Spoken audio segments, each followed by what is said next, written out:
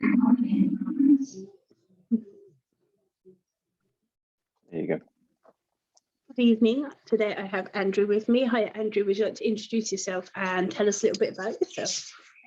Yeah, Andrew James Greig. I'm a fairly new author, although you wouldn't think so looking at me. A couple of books under the belt. Whirligig, which was a Crime Writers Association New Blood Dagger longlist, and a McIlvanney Prize shortlist, and the Devil's Cut, which has literally just come out a few months ago, and is also being submitted for both those prizes, I believe. Got some work in progress at the moment, which is a reworking of Kidnapped by Robert Louis Stevenson. And I have another book coming out in probably October called A Song of Winter, which is an environmental thriller. So yeah, fairly busy. That's me. Did you always know that you wanted to be a writer? I'm sorry? Did you always know that you wanted to be a writer?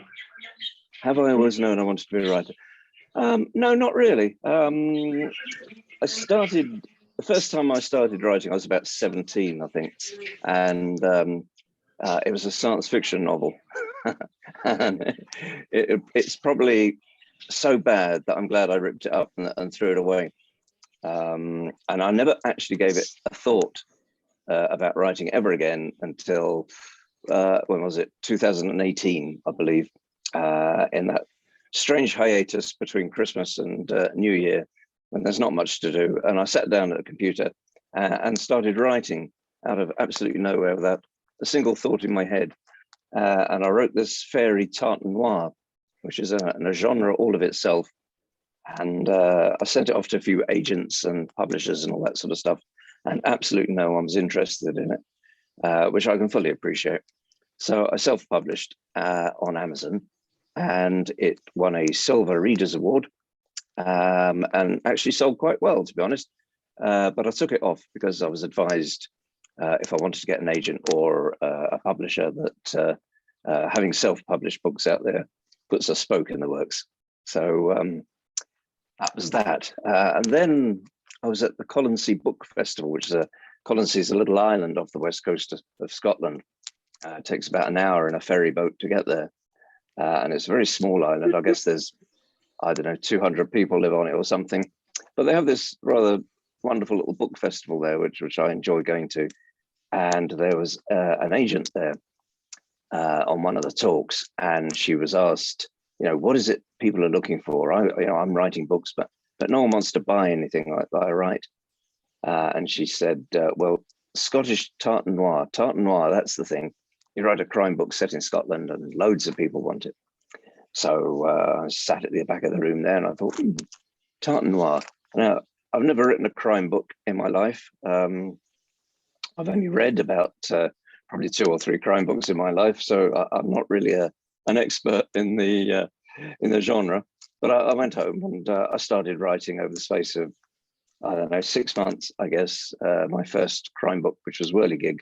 And, it did extremely well, amazingly. So, yeah, worth listening to agents when they speak, I think. Yeah, it's funny. I didn't recognize your name, but as soon as I saw your book cover, I'm like, oh, it's that guy, because it was everywhere for a little while. It was, yeah. Which, for me is usually a good sign that a book's good when everybody's talking about it and it's all over the Facebook group. So. Yeah, I think it did so well, or relatively well. I mean, it's small beer compared to the Richard Osmans. I think it probably did well enough to keep me in cappuccinos for a year, rather than buy a yacht. But I think it probably did well because I came at it from a fairly strange angle, from very left of field, because I haven't got this huge legacy of reading crime books and all the rest of it. So in a way, I think I approached it, or my approach was quite fresh, and maybe a little bit literary, if I dare say that, compared to how they're mostly written. So yeah, it was a bit unusual, and I think that's why it did so well, I suspect, but I don't know. Yeah, I mean, I read loads of crime, and if something's different, then usually we jump on it because it's nice to read something a bit different. Yeah. Okay, if you were to take out one of your characters for a meal, who would you choose and what would you ask them? Who would I take out? Well,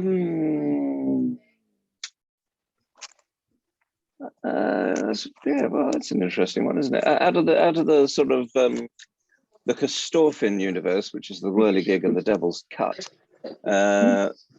I'd probably take out Frankie, who's D.I. Kostorfin's sidekick. He's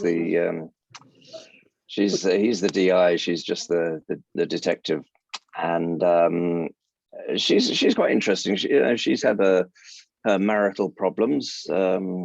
She wasn't able to have kids, so her husband dropped her and left her on her own to kind of fend for herself and all the rest of it.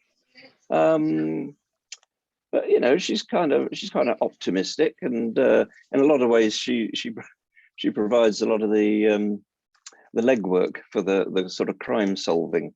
So yeah, I find her an interesting character. I mean, D.I. Kostorfin himself, he's a sweetie. He lost his wife from cancer kind of some indeterminate time before the series starts, and he's always kind of talking to her, not really willing to accept that she has actually left for good, which I quite like. But in a way, he's a little bit boring, I think, just a little bit boring to go out for a drink with or whatever. Although a perfectly pleasant sort of guy.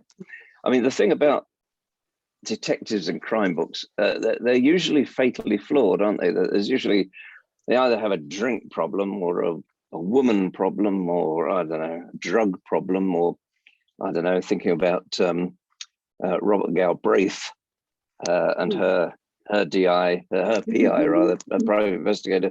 He's got a wooden leg, so. I didn't want to reproduce any of these things. I just wanted someone who's fairly normal. He's just a wee bit sad, my guy.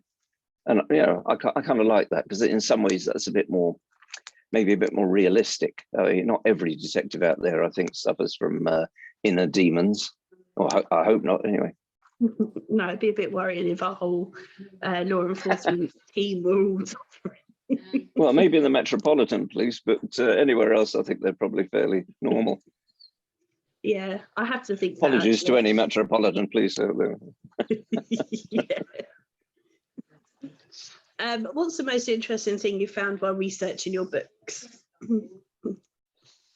Okay. I think when I was researching for, both these books, you have to understand, were written during the whole COVID epidemic. In fact, neither of them, the launches, they were all done on Zoom, because every time it came to launch, it was either the beginning of the whole pandemic and no one was allowed out anywhere, or by the time The Devil's Cut came out, everything was kind of opening up and then it all closed down again because the numbers were going up. So I've not actually had a live launch yet, which is a bit disappointing. So all my research pretty much has been done over Google. And there's, for The Devil's Cut, I was researching the Glenfinnan monument and the viaduct there, the famous viaduct that the Harry Potter train goes over on the way to Hogwarts. And buried inside, or there's a rumor that there's an actual horse or the skeleton thereof, because that's all that they left, and cart buried inside one of the giant stone pillars because it fell down when the Victorians were constructing the viaduct. And one of the characters in that book is actually explaining that to D.I. Kostorfin, who kind of ignores it because he knows that it's not that viaduct, it's the next one along, another viaduct entirely that actually has the dead horse or the skeleton thereof and cart in it. So yeah, weird things like that I come across, and I find these things really interesting and pop them in the book. So yeah, all sorts of things to find. I love that. So do you hide lots of secret jokes or Easter eggs in your books? Easter eggs, yeah. There's probably a few. I think they're fairly obvious though. I don't hide things very well. In fact, I was chatting to a writer that just the other day who didn't even know what the Easter egg thing was. People say, "What's all this about Easter eggs?" So it had to be gently broken to her what Easter eggs were. I'm writing a whole new crime book at the moment outside the Gestorfen universe, and I'm actually going into the realms of a private investigator. This is kind of what I'm working on at the moment as I'm doing the final edits to my kidnap rework. And he's got a great Gallic name, which is Tiershach. No, sorry, Sherlock. That's right. In the Gallic, and of course that is so close to Sherlock as to be ridiculous. And in fact, I've got people taking the mick out of him because he's a private investigator and his name is Sherlock. So that's a sort of an Easter egg, but as I say, it's a very obvious one, and everyone hopefully will spot it. Yeah, well, you'd be surprised actually. I read a book recently, and there were links to names of detectives, I think, and I think I was the first person that had spotted them. So yeah, people just oblivious. Yeah, and sometimes people spot Easter eggs where they aren't there. One of the characters in the Gestorfen universe is called Rankin, and everyone say, "Oh, that's Ian Rankin, isn't it?" No, hadn't even occurred to me, to be honest. So yeah, you can put the odd one in for fun, and it's good if people spot it and get the joke maybe. Yeah, I love stuff like that. There's a book just been released by Hobart Books and Brian Price, and he's put about 30 or 30. Oh, really? So reading it was long because I had to keep stopping and Googling, wondering if it was what I thought it was. So it took ages, but I loved it. It was great fun trying to find them all. Yeah, I have no idea. Yeah, it is good. Yeah, it was very time consuming though, but it was. I reckon as long as it doesn't get in the way of the story, that's the thing. I mean, if you keep having to stop and go off and search, that would get in the way a wee bit, wouldn't it? Yeah. Oh god, yeah, that'd get really irritating. You must have killed some of your characters in horrendous ways, but if you were to be a fictional killer in a book, how would you kill your victims? Yeah, well, I'm quite inventive in my killings. I'll give you that. In my book that is coming out this October, which is it's not a detective, it's not a crime book. Crimes are committed, but it's not a crime book. As I say, it's more of an ecological disaster thriller type thing. One of my, or probably my lead character in that is a very mumsy sort of mum with a couple of wee kids. And she turns out to be incredibly good with a crossbow because she comes from a prepper background.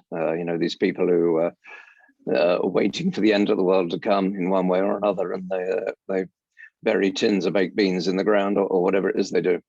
So she's been using a crossbow since she's been knee high to a grasshopper or whatever. So she's very, very good at it. I kind of like that weird contrast between a sort of mumsy figure and yet she's very lethal when it comes to taking people out with a crossbow. So yeah, crossbow's a possibility. I think it's ecologically sound. It doesn't harm the environment particularly. You generate your own energy by pulling the thing back, and reusable bolts. Yeah, it's probably not that inventive, but the alternatives are, the poisons or sort of timing mechanisms, or all of which turned up in Whirligig. No, I've got a sort of concept for maybe the next one in the Gestorfen universe, which would be a particularly horrendous way to die, but I can't really share that one. You're the first person I think that's ever been worried about ecologically killing someone. Oh, that's my green credentials. Okay, so if you were fictionally murdered, who would you want to solve your case? Oh, I got a soft spot for Sherlock Holmes, to be honest. I quite like him, and what and I think they're a great double act, and it's difficult to imagine they've ever been beaten. Really, he's so good on the deduction. He'll say, "We're looking for I don't know, we're looking for an Estonian gentleman, 6'2", with a beard and a monocle, and he's got a gammy leg, and his name's Albert or something or other." And you think, how the hell are you meant to work all that out? And he knows he's got a gammy leg because the footprints, one's deeper than the other. And he knows he's Estonian because there were fragments of an Estonian tree leaf left on the ground. He does all this sort of stuff, which is all totally bonkers, but I kind of quite like that. It's almost a godlike ability to enter a room and say, "I know who did that." Could do with him in 10 Downing Street at the moment, I think, too. There's quite a few crimes there that could do with someone solving them. To be fair, anyone in Downing Street would be better. Just lock them all up, eh? Do right, do the country a favour. I think so. Anyway, I've been drinking my wine, you'll be pleased to know. Good stuff. I'm up early for work, so I can't have my gin that's sitting in the fridge. That's very good. Tomorrow night. What's been one of the most fun scenes or chapters that you've written, and what's been one of the most difficult?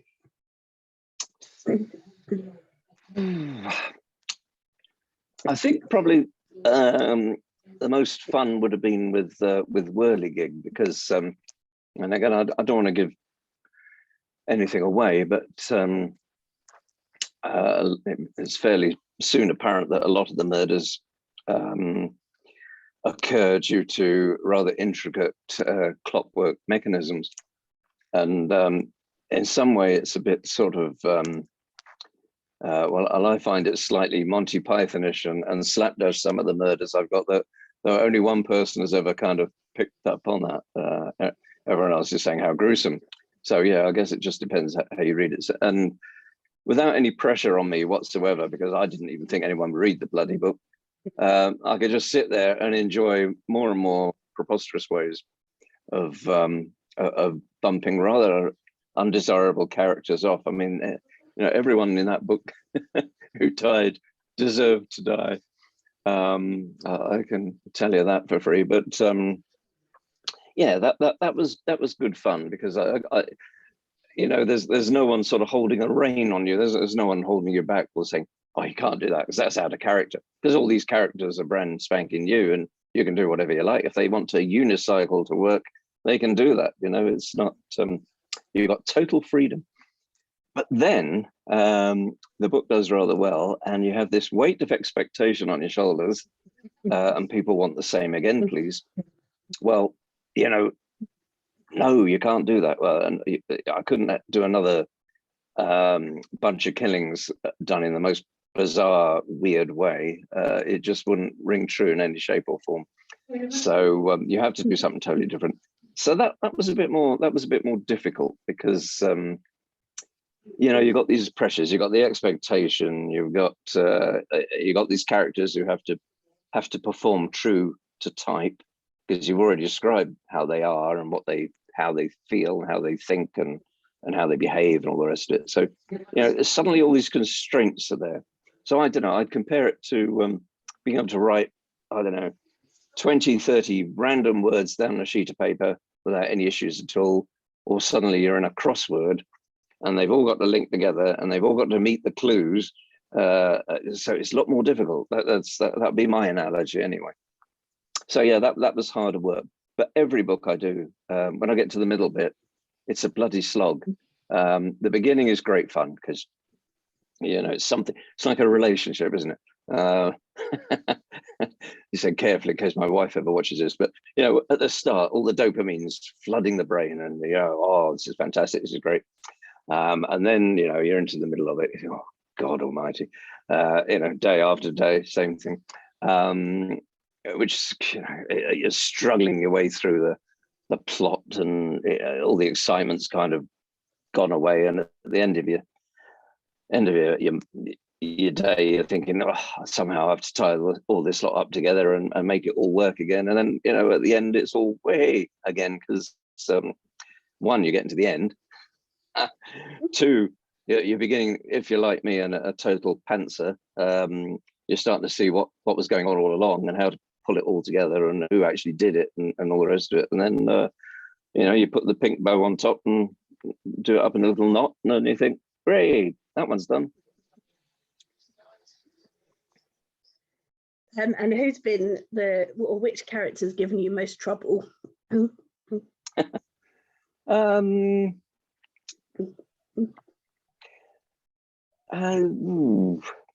It's usually the person who's the most guilty, the murderer, probably, because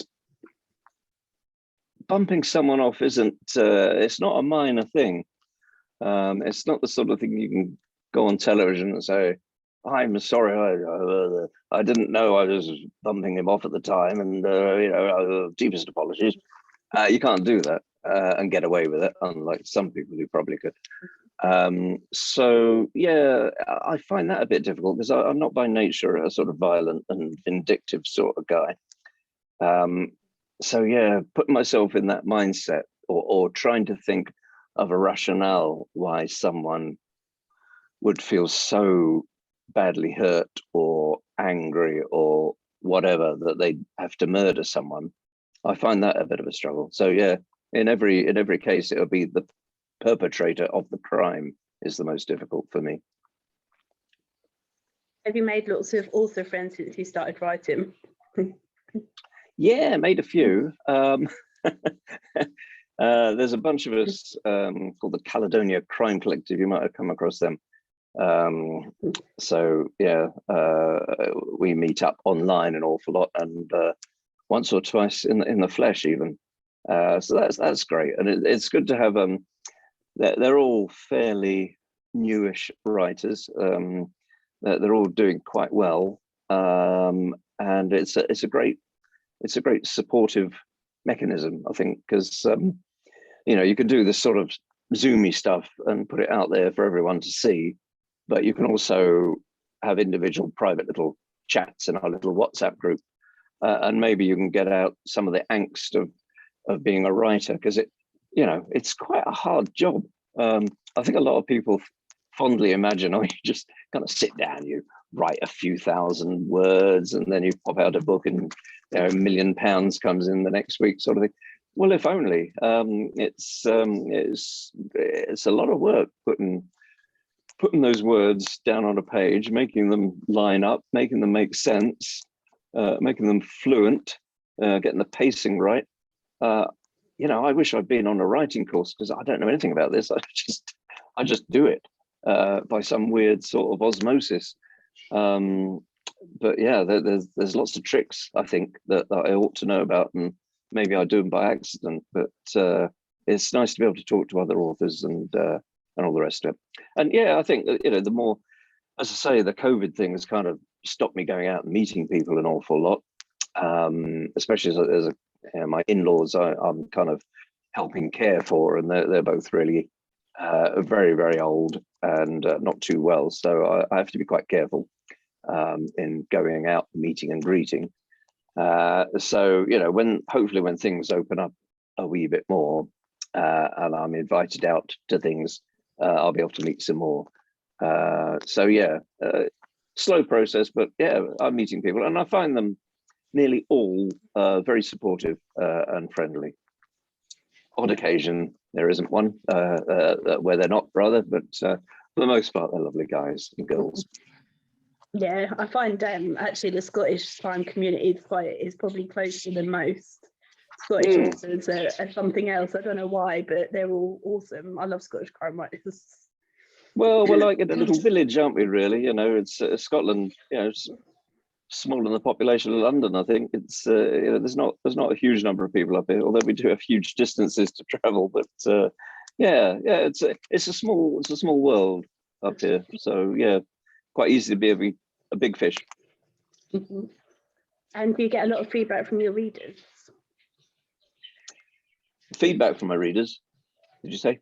Yeah. Not a massive amount, to be honest. Obviously, you get the reviews, Uh, um, but you know, you have to take them with a pinch of salt, because they're either over the top in terms of saying, you know, you're the best thing since Shakespeare. Not that anyone's actually had that quote yet, but I'm waiting for it. All the way through to you know, utter drivel and you know, how does this person ever think picking up a pen is a good idea? Sort of level of the spectrum.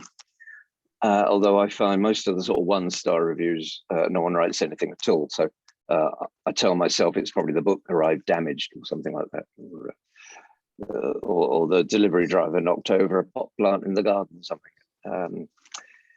But in terms of actual feedback for the book itself, I rely mostly on my wife, who is brutally honest, and that's absolutely brilliant. That's exactly what you want. You don't want to give it to someone who thinks this is a pile of manure, but says, "Oh, I really liked it. A really good book," etc., etc. Because you know, nearly everyone does that, and that's no use to you at all. To improve as a writer, to have an idea of what you're doing is right or whatever, you need someone who's brutal. And because I don't actually have an agent or anything like that, I don't have that that person a step removed from me who can look at whatever I produce with a totally reptilian eye and say, this is good, but all that is absolute shite. You have to get rid of it and do it again. You know, which I think that's very, very helpful. Although, you know, it's such a subjective art, writing, isn't it? Well, it's like any art, really, music or painting or whatever. You know, some people love chocolate box art and some people absolutely detest it. Some people love cozy crime. Some people detest it. So, you know, it's a bit of a minefield, really, isn't it? You have to, but the more and more reviews you get, I think you start getting to the truth of it, because it becomes statistically sensible then when you've got enough people looking at it. Yeah. If you're able to spend a day with any author, dead or alive, who would you like to spend a day with? Oh, that would be Ian Banks, because I do like Ian Banks. I absolutely loved his work, and it's a shame he died so early. It really is. I was keener on his science fiction stuff, to be honest. His culture novels, which he wrote as Ian M. Banks. But you know, he kicked off his career with the Wasp Factory, of course, which was you know, that grabbed everyone's attention, and, quite rightly so. It seemed an effortless writer. I'm sure it wasn't effortless. I'm sure he, same as me, he sat there and thought, "Oh God, I got to write another 1,000 pages today, and how am I going to do it? And I don't know what's going on, and I really couldn't care less, you know, and all the rest of it." But yeah, he'd be a great writer to, and as far as I can tell from, you know, the distance, he was a great guy as well. So you could sit there and chat away with him quite happily. And have you ever had any fanboy moments at any festivals or anything when you've met authors? Any what moments? Fanboy moments. Fanboy moments? No. No. I tend to get inverse fanboy moments. I had a review on Amazon, someone saying, I thought this was by the wonderfully talented Andrew Greig, until I realized it wasn't. So, you know, it's one of the problems I have is that there is an Andrew Greig out there. Although I've got a sneaking suspicion his real name's Gordon Greig. But anyway, he's Andrew Greig, and he's a great writer, and I met him. I've had a book signed by him for me, which was quite amusing, because what name? And it was Andrew Greig. But you know, I like his he's very poetic, right, which I admire. But in terms of anyone coming up and saying, "Ooh, you know, fantastic, it's Andrew James Greig," no. Although today on Twitter, someone has actually asked to buy the book that I've only just signed a deal for today. So it hasn't even gone for edits or anything yet. So that's the first. Maybe it'll come with my with my increasing sales. Yeah, I Maybe. have Ian Rankin and Lee Child both follow me on Twitter, and every time they like one of my tweets or something, I'm like, because I'm a child, and it's like it's really cool. Yeah, no, it is good. I mean, I'm the same. If I get anyone who's the least bit famous liking one of my tweets, I feel exactly the same. You know, it's kind of nice to think, oh, they know I exist. You know, Yeah. I mean, I wonder because, you know, generally I have bright pink hair, so I figure that people can't really forget me that easily, but it's still nice to be known. yeah, absolutely. But yeah, I mean, I wouldn't like the level of fame where you can't walk into a supermarket without getting mobbed, but I think I'm fairly safe from that. Yeah, I think authors generally, I think even Ian Rankin's pretty safe for that, isn't he? Probably J.K. Rowling can't, but Yeah, well, I saw Ian Rankin in a bookshop actually, out at where was it, Aberfeldy, the Watermill at Aberfeldy. He was sitting in the cafe there having a cup of coffee and stuff, and I was at the table next to him and got to see Ian Rankin. But I left him be because I think that's what you do with authors. You just let them be. You know, they got thoughts to think and books to write. And yeah, I've only ever seen him at book festivals, so I figure it's fair game then, because that's what he's there for. Well, that's what he's there for. Absolutely. Yeah. I mean, yeah, this is kind of one of the things that no one ever explains to you, that you have to go out there and put yourself out in the public world, a bit public domain, like, you know, with you or book festivals or whatever. That's never explained to you, but it's, you know, it's an important part of the job because, you know, it's all very well writing a book, and it might even be a good book. It might, you know, even be a great book, but unless people know you're out there and the book's out there, especially as a newish author, why bother? Because you need people to say, oh, well, that sounds moderately interesting, I'll give it a try. It's fine when you reach the Ian Rankin stage because you know, they just automatically get bought as they come out, but for us mere mortals, it's more of a struggle. Yeah, but once you get that, I mean, there's a few indie authors where I blog and get arcs and stuff anyway, but if I wasn't, then I'd still get their book straight away because you know, I've got to know them and stuff. So it's nice as readers to have access to authors as well. I think. Absolutely. Yeah. And I'm going to stalk you at Bloody Scotland until you say hello. Yeah, well, what colour's your hair going to be? It'll probably still be pink. Oh, okay, all righty. It's been pink. So if you change on a regular basis, you know, it'd be like the original traffic light lady. I don't know what I'm looking for. So I'll keep an eye out for you. It's supposed to be brown, I think, but it's been such a while since it's been that colour. I have no idea. I'm pretty sure it's brown underneath. Yeah. Okay. It's just why I'm keeping it pink, because the grey show more brown. I'm only on the one panel at the toll booth in Stirling with Lisa Gray and Emma Christie. I don't know if that's been publicised yet, and I probably shouldn't have told you that, but that's the only panel I know about. And what was it called? It was kind of, I don't know, something like left of field authors or something or other, something like that. So yeah, maybe because none of us probably go sort of straight down the middle in terms of crime writing, because Emma, I know, is more sort of psychological sort of stuff. Yeah. So yeah, if you're at that one, I shall see you. Yes, I will definitely be there. I told you I'm stalking you. Brilliant. Until I find you. I'll follow you around Stirling if I have to, although I'm not up too many hills. Okay, well, I know how to get away from you then. I'll just say, yeah, fine, I'll catch you later. It's fine. I think my hotel's halfway up the hill to the Stirling Castle this time. Oh yeah, is that the what's that one? Is it the Caledonian or something? I don't know. Yeah, I know the one you mean. Yeah, used to be a high school. Oh really? Yeah, evidently. Yeah, I only walked past it going downhill after I'd been to the old jail, which was pretty cool actually. Yeah, the old jail's good. Yeah. Yeah, looking down the clear floor though, it's like. Anyway, we seem to have digressed. We have. Yeah. What's been your favourite moment so far? Well, that's got to be the being shortlisted for the McIlvanney Prize, without a doubt, because hand on heart, that came as an absolute shock. When I'd heard I'd been longlisted for the CWA New Blood Dagger and longlisted for the McIlvanney, I kind of thought, yeah, okay, why not? Yep, seems reasonable.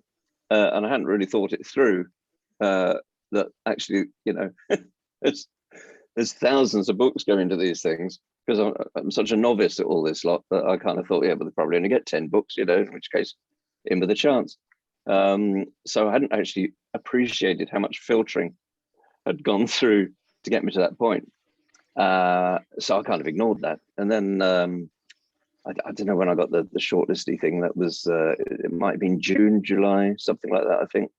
I had Bob McDevitt, who runs Bloody Scotland now, phone me up and said, you've been shortlisted and you're not allowed to tell anyone and keep it under your hat. And I said, oh, how many people have been shortlisted? It's 4 or something. And I thought, bloody hell, that's quite serious. That's quite something. And then I found out that other people in the list who hadn't been shortlisted, like Val McDermott and stuff. I thought, good God, that didn't seem real to me, because here I am, first crime book, never written anything more exciting than a shopping list for 40 years or something or other, and I'm in the shortlist for the McIlvanney. So yeah, that was a huge shock. I mean, a great shock, but a huge shock.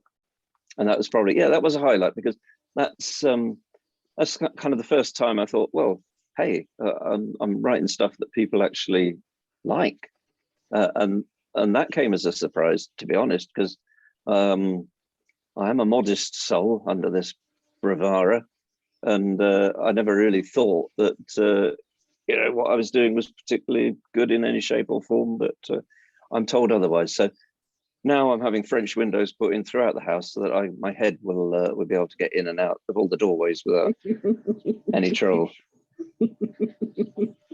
Yeah, you lot all suffer from imposter syndrome. There's no chance of that. I consider myself reader and ego booster pretty much on a daily basis. I take in turns for certain authors to say, you're fine, you're awesome, you've got this, because otherwise you all have crushing little self-doubt. Yeah, but I think most authors suffer from imposter syndrome. I think that's true. I mean, it's not helped by the nature of the job. You're kind of sitting there on your own with nothing but a laptop in front of you, and you're typing away in your own little universe.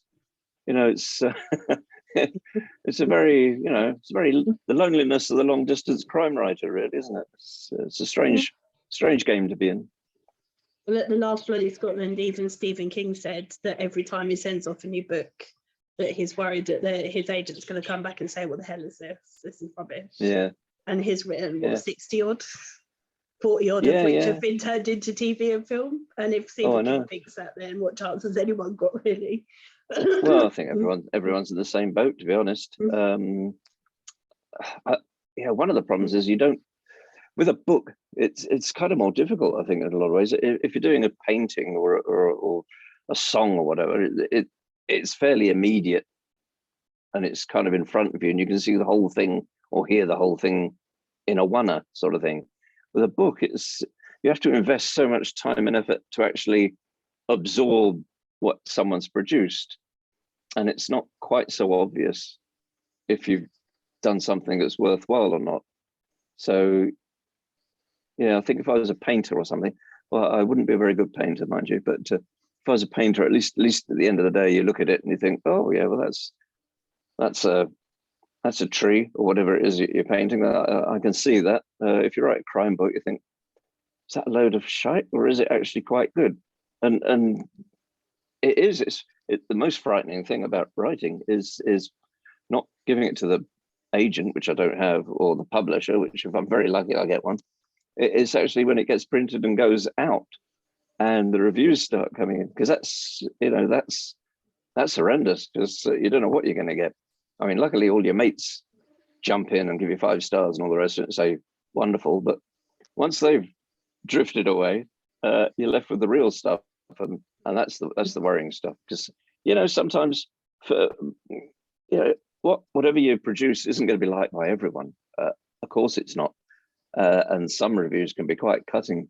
So yeah, you have to develop a thick skin fairly quickly, I think, as a writer. But what's the alternative? You never put it out there, and you're just writing for your own amusement. No, if you're going to write, put it out there, and people are going to like it or they're not. Hopefully they'll like it. Yeah. So when you're not writing, what do you like to do with your time? When I'm not writing, well, I'm kind of retired now. I've had a bit of a varied past. Haven't been in prison, but I have. I've done all sorts of weird things. A lot of sort of live sound engineering and a lot of sort of military type stuff, which sounds more exciting than it probably was. Although I have been shot at a few times, which isn't much fun. So now I tend to, if I'm not doing little bits of work, which is kind of supplying speakers for conferences or weddings, I kind of do that a little bit.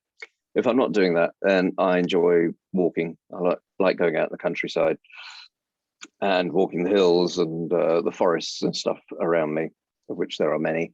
And I think that probably comes out in my writing a fair bit. It's nature often rears its ugly head in my book somewhere or other. Who is your first celebrity crush? Celebrity crush? Did you say?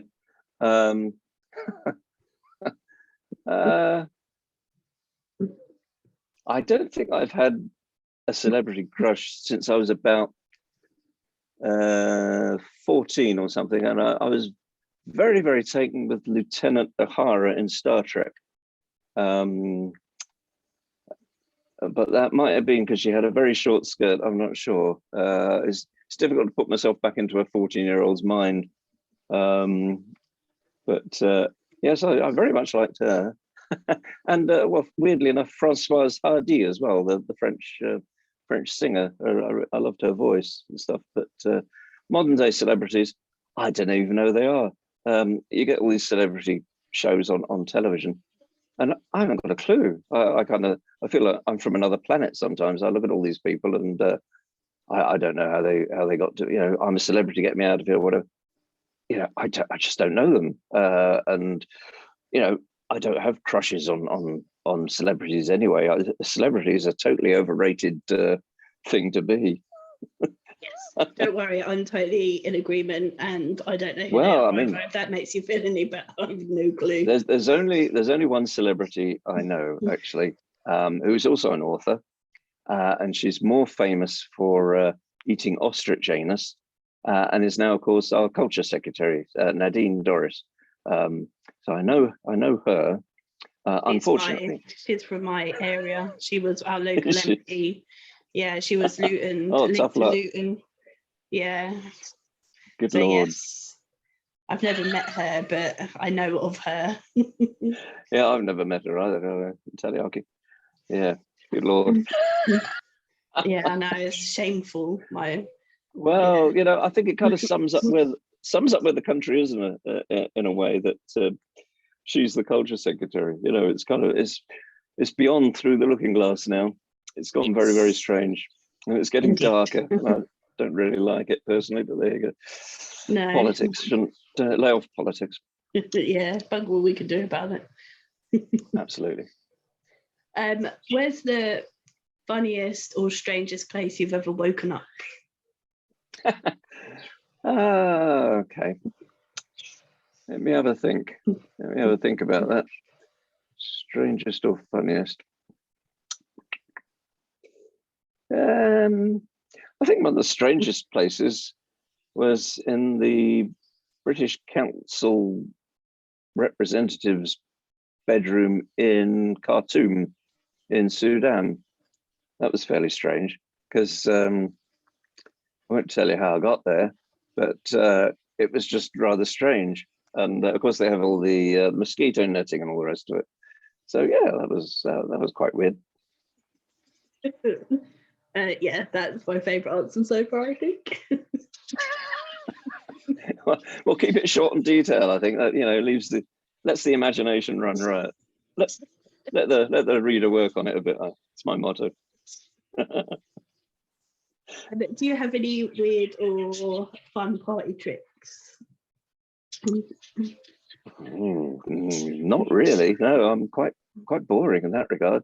I play guitar and I sing quite flat, and my fingers are kind of all thumbs, so I'm not the most brilliant guitarist.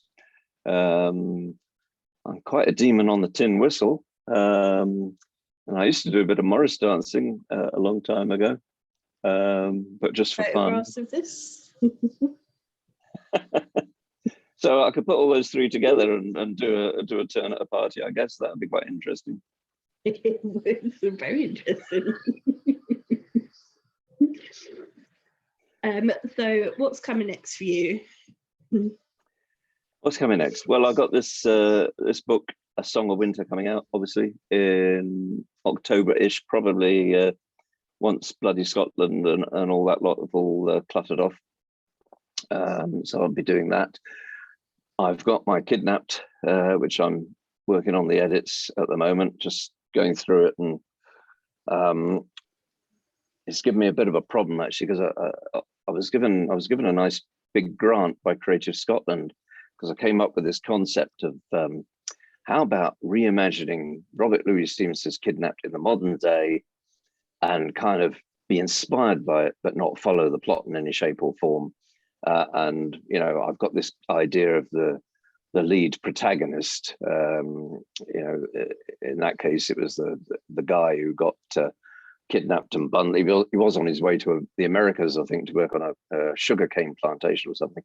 But I said, you know, I've got this idea of this 18-year-old Iraqi refugee girl who's been adopted, and she's been kidnapped for sex trafficking. So I diverge a fair bit.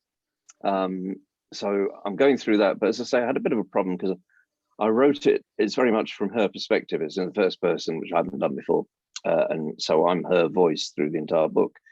And I had it down as very slightly divergent on the scale. So her writing is a little bit in the style of Robert Louis Stevenson. So it's a bit sort of overly flowery and slightly antiquated and all the rest of it. And I kind of got to the end and I thought, oh God, this hasn't really worked. This is, it all comes a bit, I don't know, pompous or preposterous, or other words beginning with P, which I don't use in a polite family forum like this. So I'm having to kind of rewrite it, keep the sort of flavor of the fact that she might interpret the world in a very, very slightly different way to a normal 18-year-old girl, say, but it still keeps the same sort of twists and turns and rollicking mad plot that Robert Louis Stevenson's had. So yeah, that will be finished in a couple of weeks, I guess, and then it'll be the fun of putting it out to agents and publishers and seeing if anyone wants to take it. I mean, I'm putting myself on a, I really ought to just draw a bullseye on my forehead for putting a book like that out, because there's so many people who will be wanting to shoot it down. Or, you know, because it's a bit like, oh, I think I'll rewrite the Bible. You know, it's not very well written. It's got some good ideas in it, but some of it's absolute rubbish. You know, I could do a much better job, and I'm going to rewrite the Bible, and you'd get a bit of, you know, opprobrium for that probably. So I'm getting the same sort of thing. I know I will get the same sort of thing for rewriting Robert Louis Stevenson's Kidnapped. But hey, you know, why not? And as I say, I'm also just starting on a new private detective, private eye thing, set on the islands of Scotland, which is a bit constraining in a way, but I'm going to let him travel around a bit as well. And I haven't really written very much, but it starts with he's building his own house on a plot that his aunt left him, a plot on the west coast of Mull. This is all top secret, so you're not allowed to tell anyone. And he's just woken up in his caravan on the building site because something's been dropped into his mouth, and his cat's sitting there on his chest, purring away quite happily. His cat brings in things from the garden every now and then, dead mice and all the rest of it, and he tends to sleep on his back and his mouth hangs open, and it's not unusual that he wakes up with something fairly detestable in his mouth, and this turns out to be a finger. So the cat's brought in a finger and dropped it in his mouth. It's quite a dead finger, and it's been dead for quite a while, so it's not very flavoursome. So yeah, that's kind of how that starts. So it's a bit weird, but let's see how it goes. As I say, I'm a pantser, so I just launch myself into these things, and I just get this idea in my head and think, oh, that's a good way to start a book, and God knows where it's going to end up, but we'll see. Well, as we look forward to reading that one, I think. Maybe. Well, you may be relieved to know that I haven't got any more questions for you, unless you think there's anything I haven't asked you that you want to tell us. I don't think so. I've shown my books in true publishing sort of style. Ta-da! Riveting good reads. I could read a section for you, but everyone does that. I've kind of told you quite a lot about myself, and I've told you what I'm doing. So now I think we've covered most of the bases, and we've had a few left of field questions slipped in as well, which you warned me you'd do. So yeah, I'll cope with those. You did admirably. So shall we just finish off by you telling people where they can find you or more about you and your books? Mm-hmm. Yeah, very easy to find. I don't hide away. Amazon, you'll find a lot of them. All good bookshops, as they say. But remember, it's Andrew James Greig. Bit of a mouthful, but if I'm just called myself Andrew Greig, then we'd have huge problems with an existing Andrew Greig. And I have a website, which is a WordPress website. So I think it's I couldn't even tell you what it is, but if you Google me, you'll find me easy enough. And I'm on Facebook and Twitter and all that sort of nonsense as well. So yeah, do pop along and visit me in my virtual worlds, and I'll more than happily interact. Fabulous. Well, thank you very much. Thank you very much again, and once more, thank you for having me. Something I think we should all say to our mothers sometime in our lives. It's been a pleasure. Yeah.